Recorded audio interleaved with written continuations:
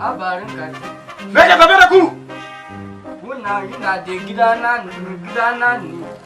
Ya zo Allah shi gafata da kai. Ina so ka zama gwamna.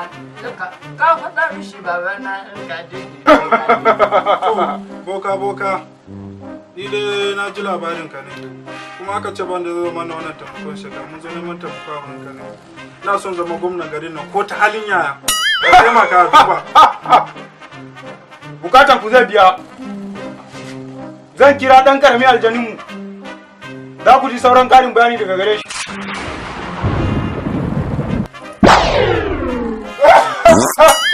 Kaka tsorata. Ina nan ba abun da zai muku. Sun zo neman bukata a gare mu. Ba sai kamin bayani ba. Na samu daga tafe da ku. Yana so ya zama gwamna a wannan jiha. To ina so sanar da ku cewa mu aljanu jiya a cikin dare mun yi mitin. Mun yanke shawara mu aljanu mu ma Alhaji Sani Abubakar Ɗanladi zamu zaba wato contact.